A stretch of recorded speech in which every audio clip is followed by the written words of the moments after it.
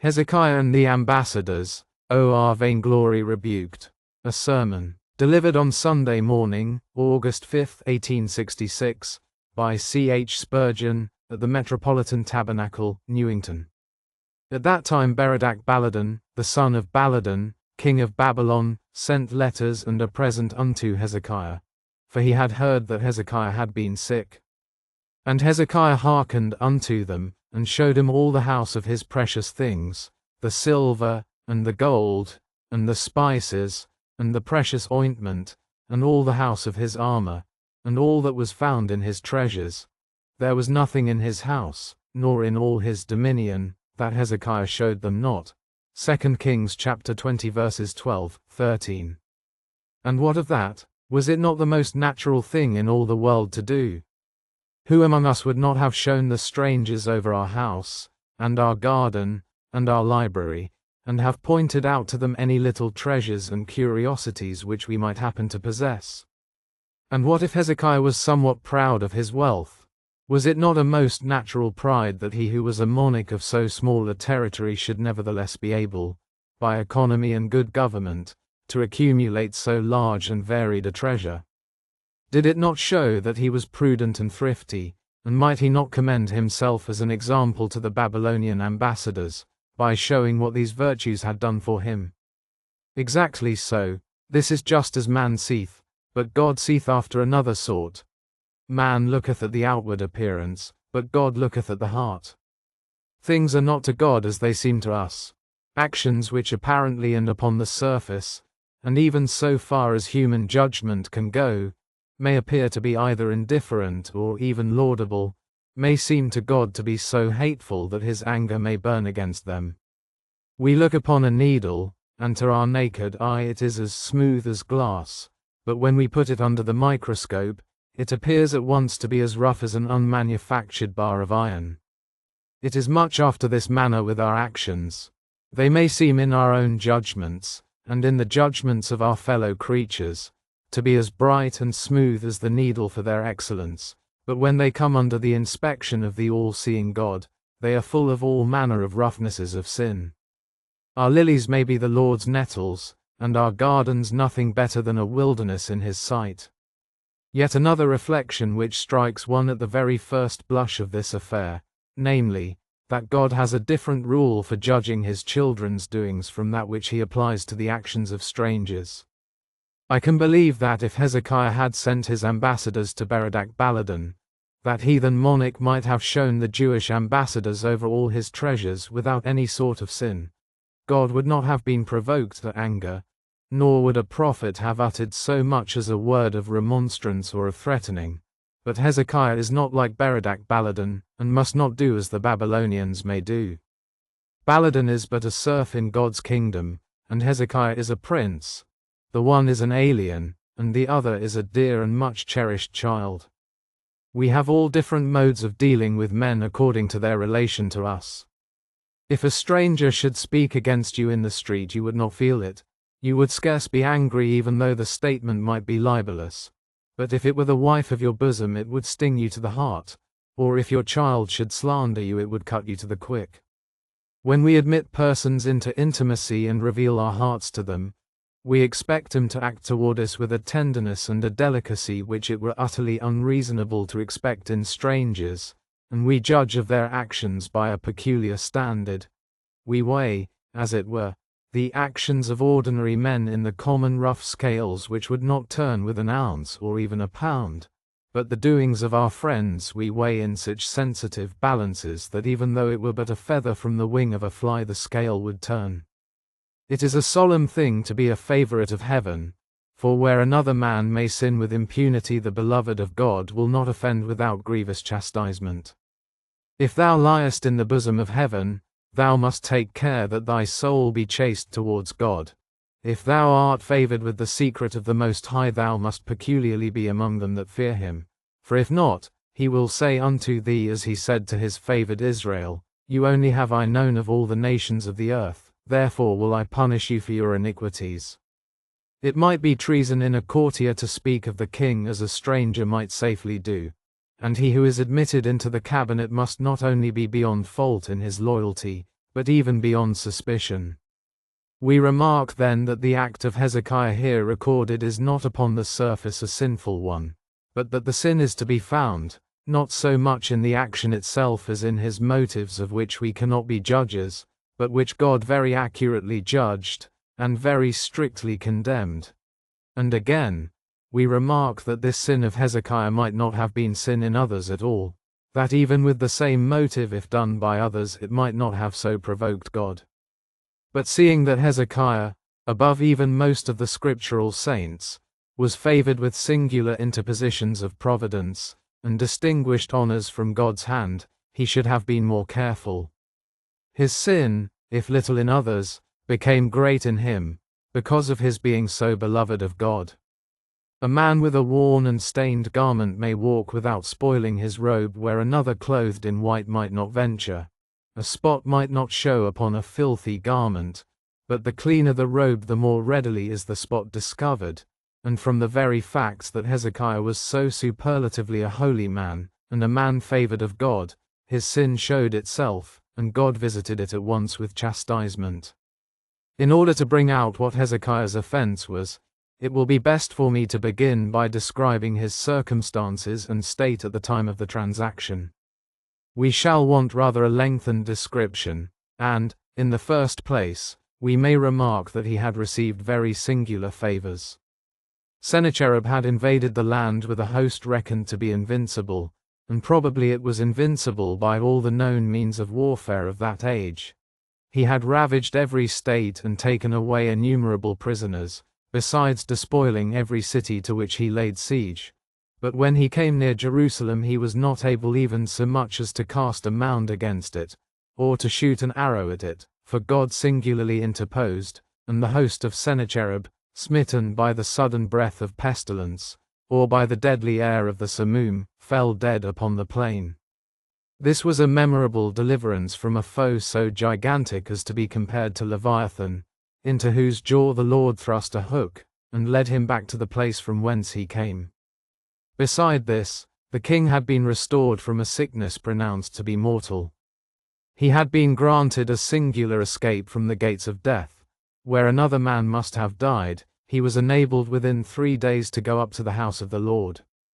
Added to all this, in connection with his recovery, God had seen fit to do for him what he had only done for Joshua before, namely, to interrupt the order of the heavens, and to make the sun go back 10 degrees upon the dial of Ahaz as a token by which his servant's faith might be comforted. This was no mean thing when death from below and heaven from above were both stayed in their courses for the favored child of heaven, when the shades of the grave and the brightness of the sun alike were moved for him to prove the loving kindness of the Lord. In addition to all this, the Lord gave Hezekiah an unusual run of prosperity. Everything prospered. If you read the statement given in the Chronicles, and also that in Isaiah, you will find that he was enriched both by presents from the neighboring kings, who were probably overawed by the facts that Sennacherib had been destroyed in the country of Hezekiah, and he was probably also enriched by trading as Solomon had done before him. Hezekiah, though but a little prince, suddenly found himself a wealthy man, having moreover one thing in his treasury which could not have been discovered among the riches of any other living man, namely, a writ from the court of heaven, that he should live 15 years. What would not some monarchs have given, if they had been sure that their lives would have been preserved from daily jeopardy during that length of time? No weight of coral or of pearl would have been considered too great a price for such a boon. Hezekiah was in all respects a prosperous monarch, the man whom the King of Kings delighted to honor. This great prosperity was a great temptation, far more difficult to endure than Rabshakeh's letter, and all the ills which invasion brought upon the land. Our friend, that is a much-needed prayer. In all times of our wealth, good Lord, deliver us. Many serpents lurk among the flowers of prosperity. High places are dangerous places. It is not easy to carry a full cup with a steady hand. A loaded wagon needs a strong axle, and a well-fed steed requires a tight rein. We must not forget that Hezekiah, at this time, had become singularly conspicuous. To be favored as he was might have been endurable, if he could have lived in retirement, but he was set as upon a pinnacle, since all the nations round about must have heard of the destruction of Sennacherib's host. Sennacherib was the common foe of all the smaller potentates, and even the great kings, like the king of Egypt, stood in mortal dread of the power of Assyria. It was therefore sure to be known far and wide, that the tyrant's wing had been clipped in the land of Judah. The going back of the sun must also have struck all nations with astonishment. It appears that the Babylonian ambassadors came to inquire about this wonder, for they were a people much given to observe the heavenly bodies. The world's mouth was full of Hezekiah. Everybody heard of him, everybody spoke of him, his cure, his victory, and his wealth were common talk in every place where men met together. What a temptation is this! When many eyes are upon one, they may, unless grace prevent, act like the eyes of the fabled basilisk, which fascinated their prey. To walk before the Lord in the land of the living is happy and safe walking, but to walk before men is full of peril. To be saluted with applause, to bask in popularity, is always dangerous. A full sail needs much ballast, or the vessel will be overturned. Much grace was needed in the case before us, but this the king did not seek as he should have done. Hezekiah had remarkable opportunities for usefulness. How much he might have done to honor the God of Israel! I scarcely know of a man, except he were an inspired prophet, who had so noble an opportunity of declaring the greatness and goodness of the Lord. For while everybody spoke of him, it was in connection with two wonders which God had wrought, which should have brought to the great wonder-working Jehovah a revenue of praise. Why, Hezekiah, hadst thou been in thy right senses, and had grace kept thy wits about thee, what a sermon thou mightest have preached with death beneath thee and heaven above thee for the text, and the eternal power and Godhead for the theme. Brethren, he ought to have made the courts of princes ring with the name of Jehovah. He should have placed himself in the rear of the picture, and have filled the earth with his testimony to the glory of his God. How well he might have exclaimed in the language of triumphant exultation, "Where are the gods of Hamath and of Arpad? Where are the gods of Sepharvaim, Henna, and Ivah? Which of these delivered the nations from Sennacherib? Which of these could raise up their votaries from mortal sickness? Which of these could say to the sun's shadow, Go thou back upon the dial of Ahaz? But Jehovah ruleth over all. He is king in heaven above, and in the earth beneath." My brethren, it seems to me that if like Moses he had composed some triumphal ode, if he had made the people sing, and bidden the women dance like Miriam, while the exultant shout went up to heaven, "Oh, come let us sing unto the Lord, for he hath triumphed gloriously," it had been far better work for him than to have been showing these ambassadors over his treasury, and exalting his own name among men. He, above all men, was under obligation to have loved his God, and to have devoted himself wholly to him. All life is sacred to the giver of life, and should be devoted to him, but life supernaturally prolonged, should have been in an especial manner dedicated to God. He whose breath is in his nostrils, wherein is he to be accounted of? Why should he boast himself? But he whose breath has been given back into his nostrils by miracle must not spend it in magnifying himself. Unto God be the glory of our life, though it be but given to us once. But oh, with what emphasis should God have all the glory of it if it be given to us twice? But it is written of him in the Chronicles, that he rendered not again according to the benefit done unto him, for his heart was lifted up. He enjoyed the blessings, but bowed not before the giver. He remembered the fruit, but he forgot the tree. He drank of the stream, but did not enough regard the fountain. His fields were watered with dew, but he was not sufficiently grateful to the heaven from which the dew distills. He stole the fuel from the altar of love, and burned it upon the hearth of pride. My brethren, we must not too hastily condemn Hezekiah. It is for God to condemn, but not for us, for I am persuaded had we been in Hezekiah's place we should have done the same. Observe now wherein his loftiness would find food. Here he might have said to himself, "Within my dominions the greatest of armies has been destroyed, and the mightiest of princes has been humbled." He whose name was a sound of terror in every land came into my country, and he melted away like the snow before the sun. Great art thou, O Hezekiah! Great is thy land, for thy land has devoured Sennacherib, and put an end to the havoc of the destroyer. Remember also that he had this to try him above everything else. He had the certainty of living 15 years. I have already given you a hint of the danger of such certainty. Mortals as we are, in danger of dying at any moment, yet we grow secure. But give us 15 years certain, and I know not that heaven above would be high enough for our heads, or whether the whole world would be large enough to contain the swellings of our pride. We should be sure to grow vaingloriously great, if the check of constant mortality were removed. The king might in his self-complacent moments have said to himself, "Not only am I thus immortal for 15 years, but the very heavens have been disturbed for me. See what a favourite of heaven I am." He did not say with David, "When I consider thy heavens, the work of thy fingers, the moon and stars which thou hast ordained, what is man, that thou art mindful of him?" But he heard a satanic whisper in his soul, "How great art thou that even the sun itself, light of the day, and eye of heaven, must go back to do thee pleasure." Besides, it is not so easy to have life spared, and yet to feel that we ourselves personally are of little consequence. What are any of us to God? He could do without us all. The greatest men in the world, if they were wiped out of creation, would involve no more loss to God than the loss of a fly to the owner of empires, and yet, if life be spared, we are very apt to suppose that we are necessary at least to the church if not to the divine purposes themselves. Then when Hezekiah surveyed his stores, he would see much to puff him up, for worldly possessions are to men what gas is to a balloon. Ah, my dear friends, those who know anything about possessions, about broad acres, gold, and silver, and works of art, and precious things, and so on, know what a tendency there is to puff up the owners thereof. He must have felt as he walked through his armory, and his spicery, and his treasury, "I am a great man."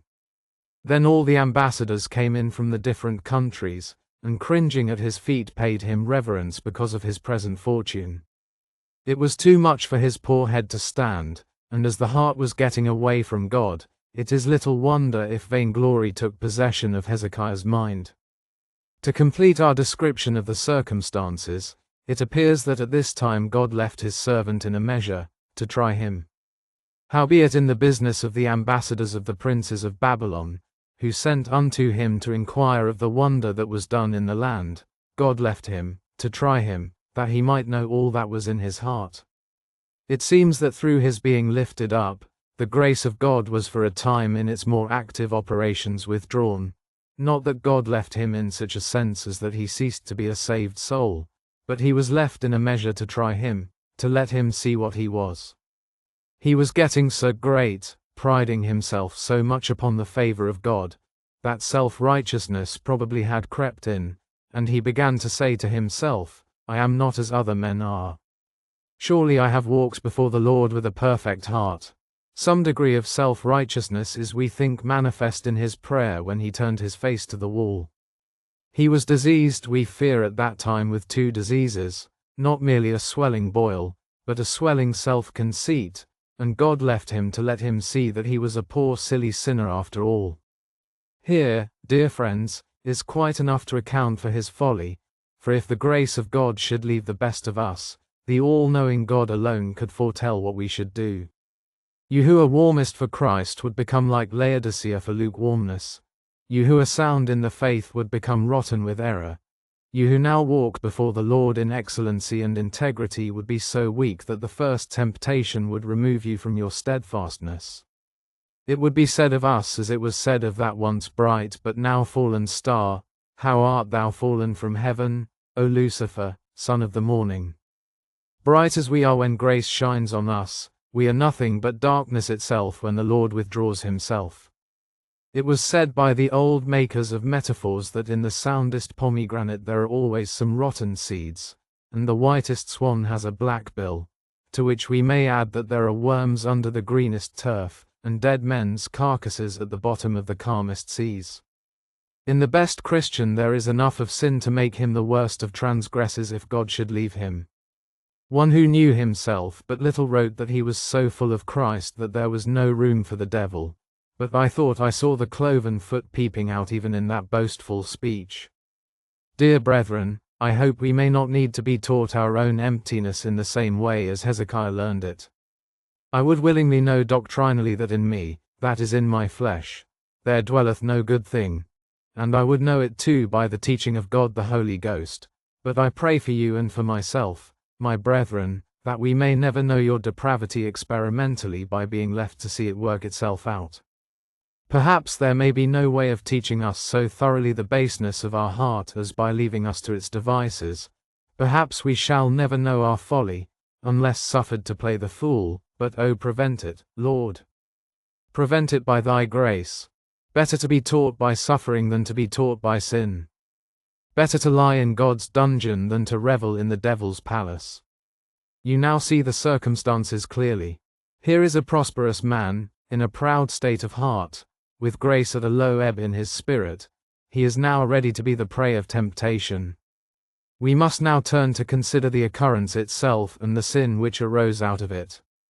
Babylon, a province of Assyria, had thrown off the Assyrian yoke, and Berodach-baladan was naturally anxious to obtain allies in order that his little kingdom might grow strong enough to preserve itself from the Assyrians.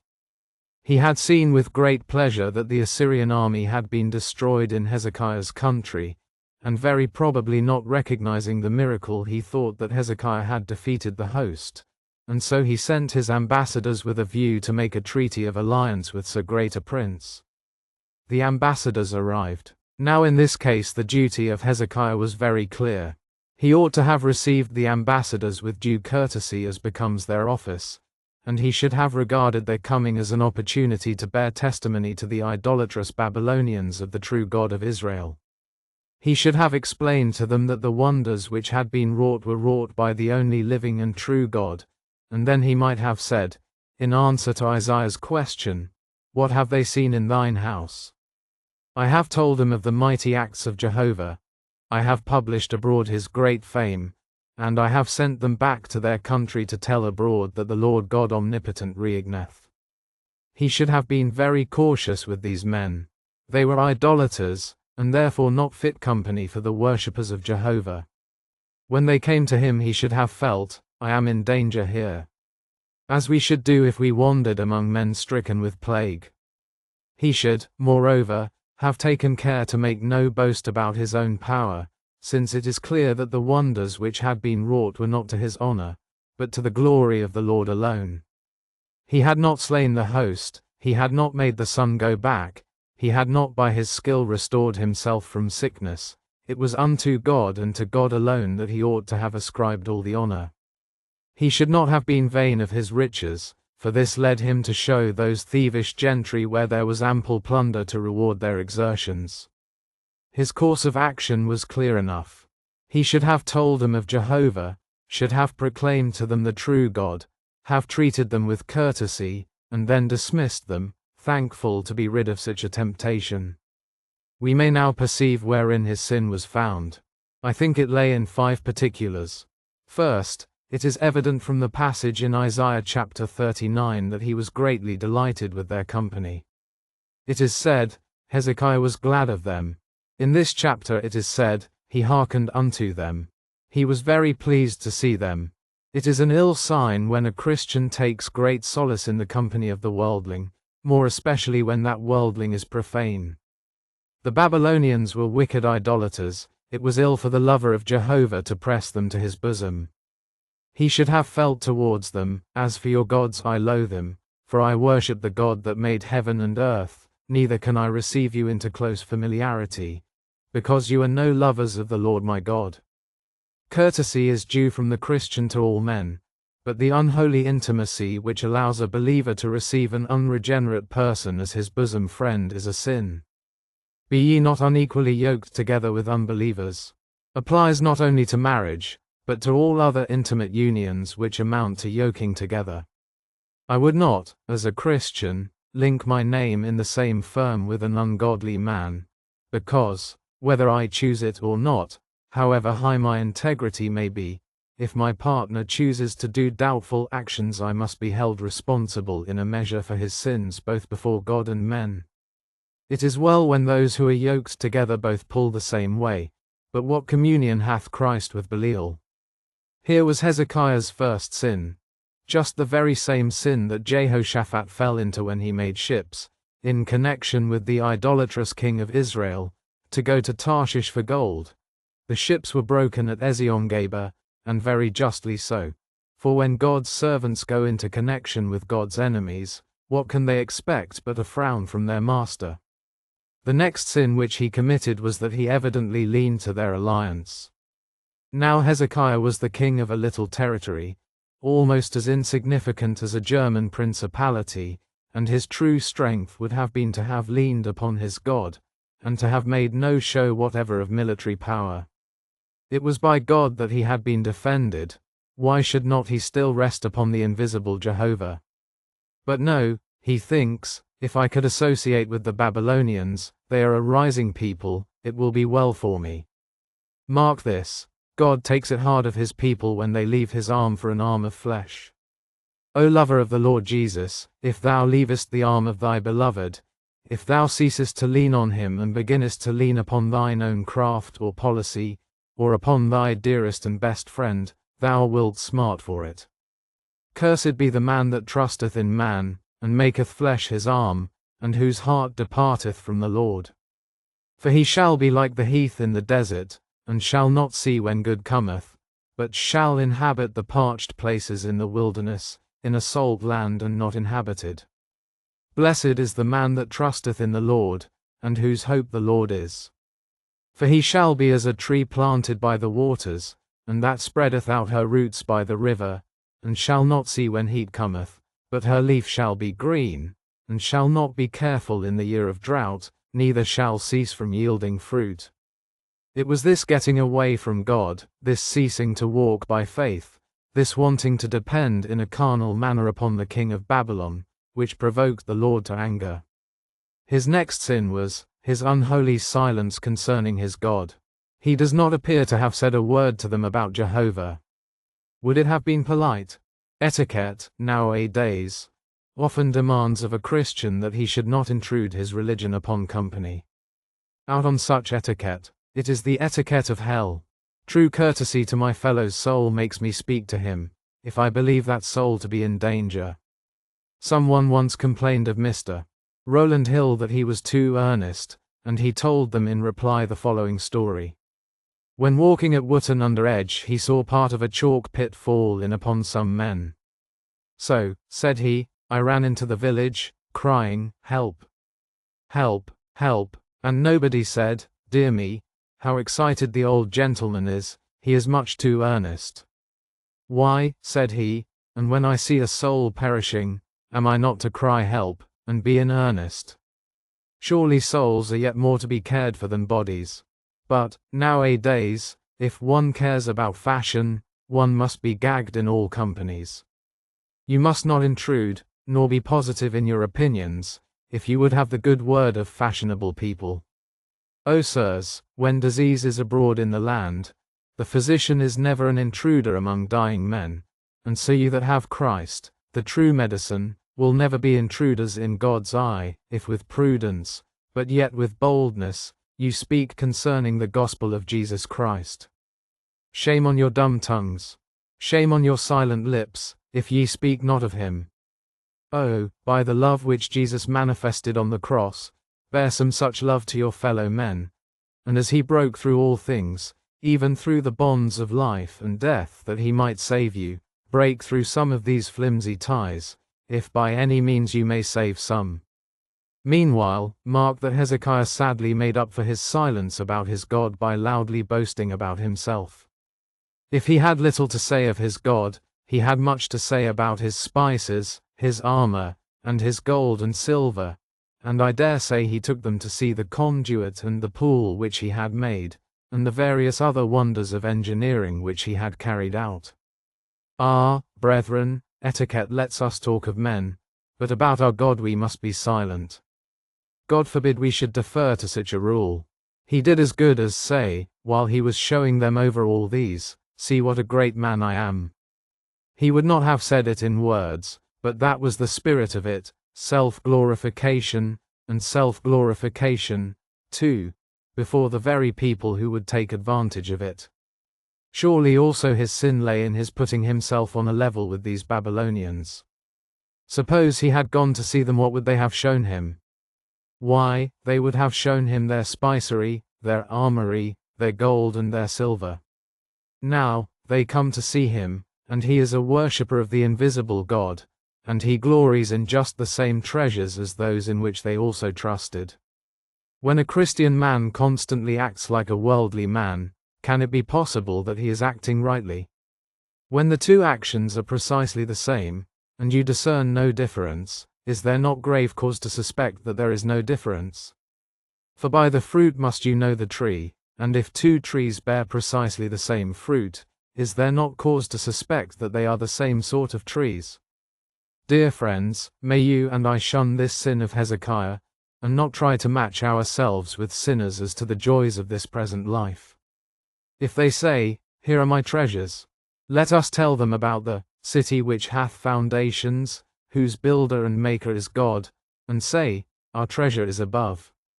Let us imitate the noble Roman lady, who when her friends showed her all her trinkets, waited till her two fair boys came home from school, and then pointed to them, and said, "These are my jewels." Do you, when you hear the worldling vaunting his happiness, drop in a gentle word, and say, "I too have my earthly comforts, for which I am grateful, but my best delights are not here, they spring neither from corn, nor wine, nor oil, nor could spices, and gold, and music render them to me. My heart is in heaven, my heart is not here. I have set my soul upon things above. Jesus is my joy, and his love is my delight." You tell me of what you love, permit me to tell you of what I love. I have listened patiently to you, now listen to one of the songs of Zion. I have walked with you over your estate, now let me take you over mine. You have told me of all the good things which you enjoy, do lend me a few minutes of your attention while I tell you of still better things which make my portion.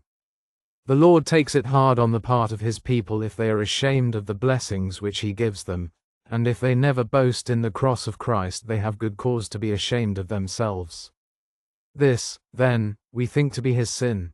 Putting it all together, it was a delight in worldly company, beginning to lean to an arm of flesh, saying little of his God, making much of himself, and besides putting himself on a level with worldly men by making his boast where they made theirs.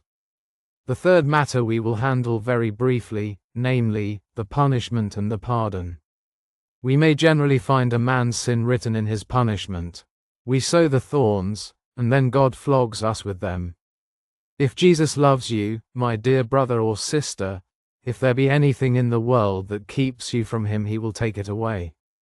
It may be a favorite child, it may be your health, it may be your wealth, but God hates idols, and he will never suffer anything to stand between our heart's love and himself. It may be a very painful operation, but it will be a needful one for you that God should grind your idol in pieces, and make you to drink of it with bitterness and sorrow. Moreover, mark you, he threatened to make the same persons the means of his punishment who had been the means of his sin. You were so pleased while you showed these Babylonians your treasures, these very men shall take them away. Answer, brethren, the things in which we confide shall be our disappointment. If we take our hearts away from God and give them to any earthly things, that earthly thing will be a curse to us. Our sins are the mothers of our sorrows. Judgments being therefore threatened, Hezekiah and the people humbled themselves. If you and I would escape chastisement, we must humble ourselves. The child that bears his back to the rod shall not be very hardly smitten. Submission more easily averts blows from God's hand than anything else.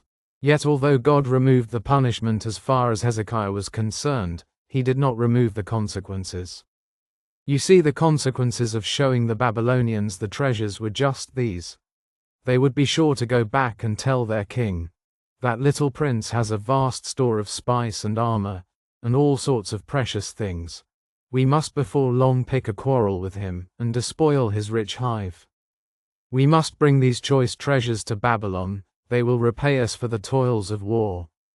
That was the certain result of Hezekiah's folly, and though God did forget the sin and promise to remove the punishment from Hezekiah, yet he did not avert the consequences from another generation. So with us, many a sin which the believer has committed God has pardoned, but the consequences come all the same. You may have the guilt forgiven, but you cannot undo the sin, there it remains, and our children and our children's children may have to smart for sins which God has forgiven to us. A spendthrift may be forgiven for his profligacy, but he sends a stream of poverty down to the next generation. Some sins are peculiarly mischievous in this way, and I doubt not but that all sin inevitably brings mischief upon the man committing it, and upon all around him in a measure, and that God who forgives the sin leaves the consequences to work themselves out. That is a very solemn matter, is it not? You let loose the river, it will flow on forever. The action of today will affect all time. More or less remotely it will affect every coming age, for you tell upon another man, and that other man on another, and even eternity itself shall hear the echo trembling along its halls of your momentary action which you, perhaps, without thought, committed against the living God. This should make us very careful, surely, in our walk. IV. I have now to conclude by asking you thoughtfully to gather up the lessons of this narrative, for I find I have not time to do so except in hints. This narrative is very full of instruction. It needs half a dozen sermons instead of one. The lessons, however, which come uppermost are just these. See, then, what is in every man's heart. This was in Hezekiah's heart. He was one of the best of men. The same is in your heart. You are humble today, you will be proud as Satan tomorrow if left by God's grace. You little know, my dear brother, even though you are a renewed creature, you little know the villainy of your old nature. Perhaps it is not possible for any one of us to know our full capacity for guilt.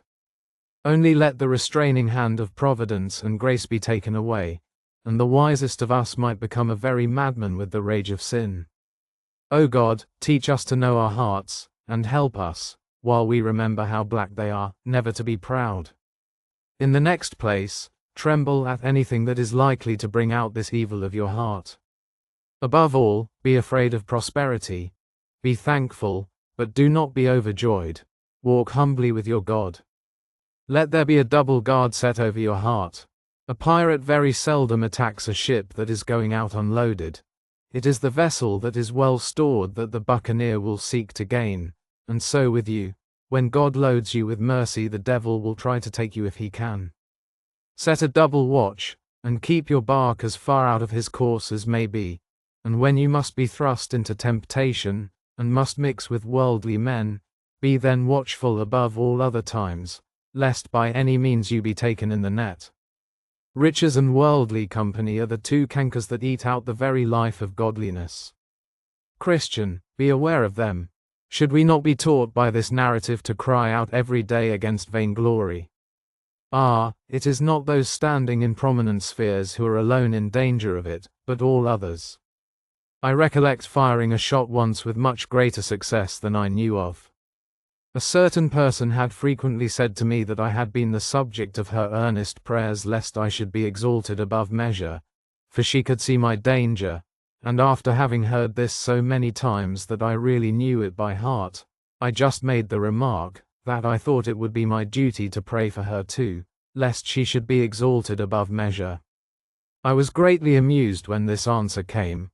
I have no temptation to be proud. My experience is such that I am in no danger whatever of being puffed up. Not knowing that her little speech was about the proudest statement that could have been made, and that everybody else thought her to be the most officious and haughty person within 10 miles. Why, do not you believe there may be as much pride in rags as in an alderman's gown? Is it not just as possible for a man to be proud in a dust cart, as if he rode in Her Majesty's chariot? A man may be just as proud with half a yard of ground as Alexander with all his kingdoms, and may be just as lifted up with a few pence as Croesus with all his treasure. Pray against pride, dear friends, wherever you may be. Pride will grow on a dunghill, as well as in the king's garden. Pray against pride and vainglory, and God give you grace to keep it under. And then, supposing that you should have given way to it, see the sorrow which it will bring you, and if you would escape that sorrow, imitate Hezekiah, and humble yourself.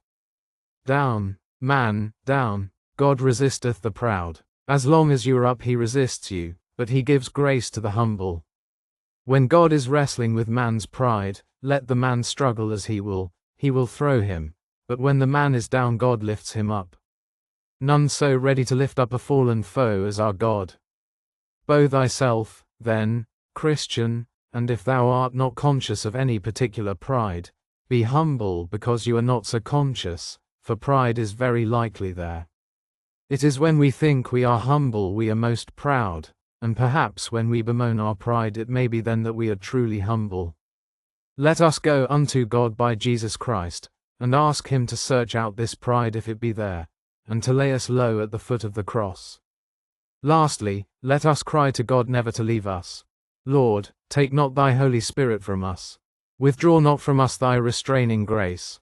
Hast thou not said, I the Lord will keep it, I will water it every moment, lest any hurt it, I will keep it night and day. Lord, keep me everywhere. Keep me in the valley, that I murmur not of my low estate. Keep me on the mountain, that I wax not giddy through pride at my being lifted up so high. Keep me in my youth, when my passions are strong. Keep me in my old age, when I am conceited of my wisdom, and may therefore be a greater fool than even the young.